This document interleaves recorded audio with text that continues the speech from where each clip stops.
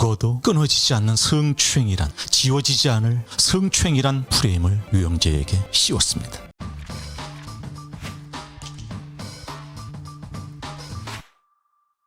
시청자 여러분 안녕하세요. 이진호입니다. 배우 선우은숙 씨와의 결혼생활 도중 처형을 성추행했다는 혐의로 재판을 받았던 아나운서 유영재 씨에게 2년 6개월의 시형이 확정됐습니다. 유영재 씨는 1심 선고 이후 2년 6개월의 형이 무겁다며 항소를 했는데요. 하지만 고등법원에서는 이와 같은 항소를 받아들이지 않았습니다. 이에 유영재 씨는 대법원에 상고를 했는데요. 하지만 법원의 판단은 달라지지 않았습니다. 결국 최종적으로 2년 6개월의 실형이 확정됐던 것인데요. 오늘 방송에서는 대체 왜 유영재 씨가 실형을 면치 못했는지 그 여부를 살펴보도록 하겠습니다. 유영재 씨가 양형이 부당하다면서 항소와 상고를 거듭했어요.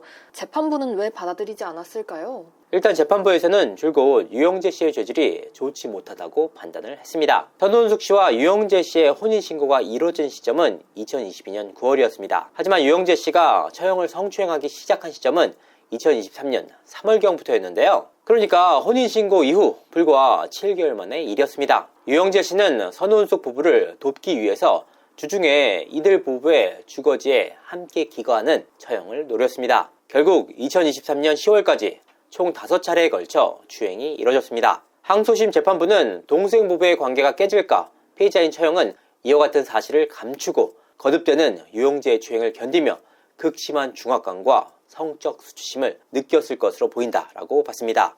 유영재 씨가 반성도 하고 공탁금까지 냈는데 선고가 달라지지 않았어요. 특별한 이유가 있었던 걸까요?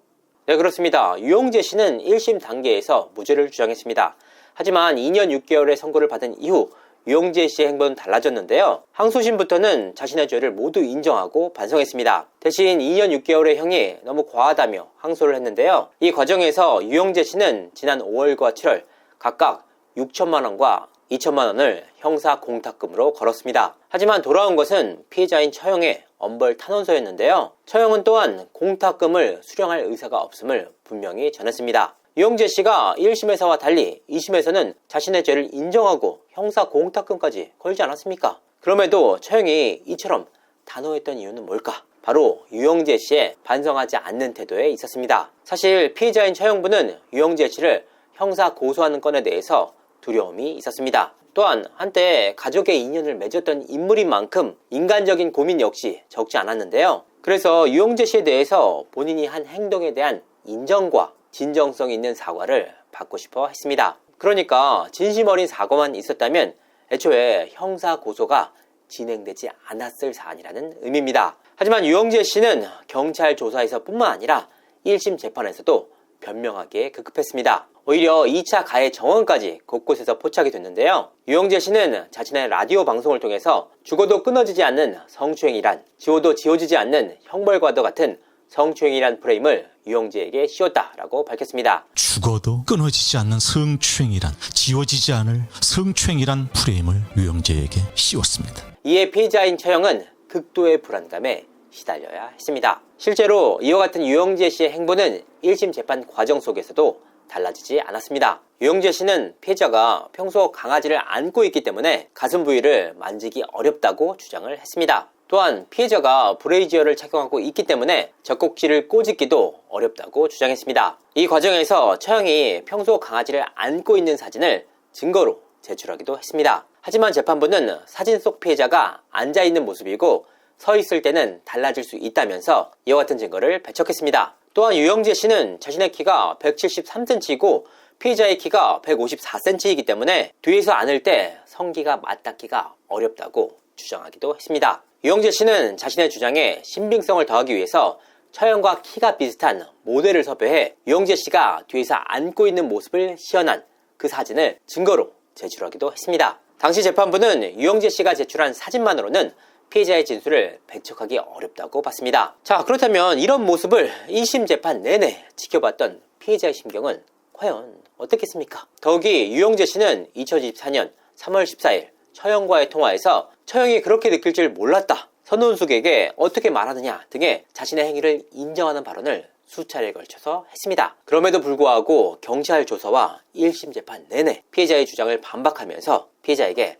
극심한 공포를 심어줬습니다. 이와 같은 태도들 때문에 재판부에서 역시 죄질이 좋지 않다라고 판단을 했습니다. 항소심 재판부는 검사의 양형부당도 기각했는데 왜 그랬던 걸까요? 재판부는 피해자인 처형이 큰 정신적 충격과 고통을 겪은 것으로 봤습니다. 또한 유영재 씨가 피해자인 처형에게 용서를 받지 못했고 이 사건 범행을 모두 부인하면서 진정으로 반성하는 모습을 보이지 않았다는 점을 유영재 씨의 불리한 정상으로 봤습니다. 결국 1심 재판부터 자신의 행동을 인정하고 사과하는 모습을 보였다면 실형이 나오지 않았을 가능성도 있었다는 의미입니다. 하지만 유영재 씨에게도 유리한 정상이 있었는데요. 성폭력 범죄로 처벌받은 전과가 없었고 벌금형을 초과하는 전과도 없었습니다. 특히나 지인들 역시 유영재 씨에 대한 선처를 탄원하고 있다는 점 등이 유리하게 반영됐습니다. 또한 항소심에 이르러서는 자신의 범행을 모두 인정하고 반성하고 있는 데다가 두 차례에 걸쳐 8천만 원에 달하는 형사공탁금을 거는 등 피해 회복을 위해서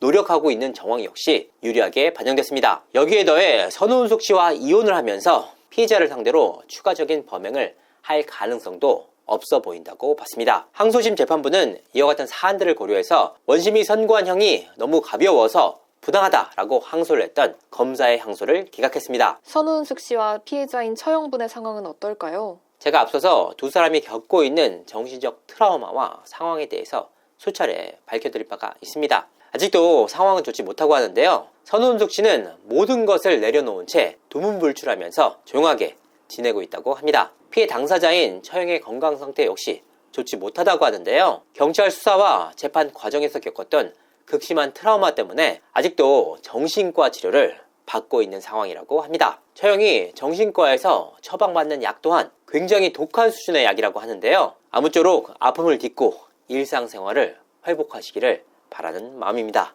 이번 사안에 대한 비하인드가 있다고 하는데 어떤 내용인가요? 사실 이번 사안의 처음과 끝을 모두 지켜보면서 정말 인간적으로 안타깝다는 마음이 들었습니다. 사실 이번 사안은 첫 단추부터 잘못 끼워진 결혼이었습니다. 선우은숙 씨와의 첫 만남 당시부터 유영재 씨에게는 오래된 연인이자 부부 사이에 가까웠던 여성이 있었습니다. 이 여성이 개인적인 일로 잠시 자리를 비운 사이 유영재 씨와 선우은숙 씨의 만남이 이어졌고 불과 8일 만에 초고속 결혼으로 이어졌습니다. 물론 선우은숙 씨는 결혼 과정 속에서 이 여성의 존재 자체를 애초에 알지 못했습니다. 당시 저는 제보를 통해서 관련 사안들을 파악했고 크로스 체크를 통해서 사실관계를 파악했습니다. 그럼에도 유영재 씨와 선우은숙 씨가 결혼까지 발표를 한 만큼 두 분이 잘 살기를 바라는 마음으로 관련 주제를 모두 접었습니다. 이후에도 지속적인 제보가 들어왔지만 관련 내용을 다루지 않았습니다. 하지만 유영재 씨가 처형을 상대로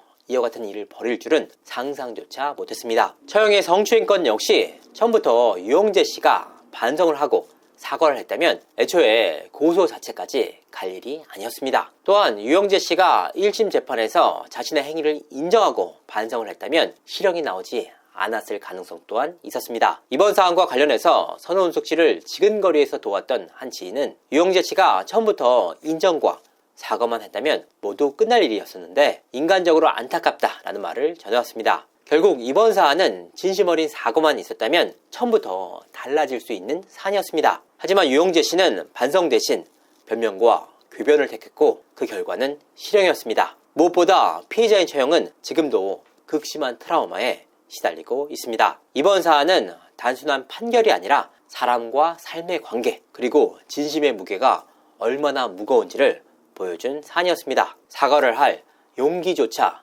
못했던 선택, 그 대가가 얼마나 참혹할 수 있는지 보여준 사안이 아닐까 생각합니다. 이상으로 이진호였습니다. 감사합니다.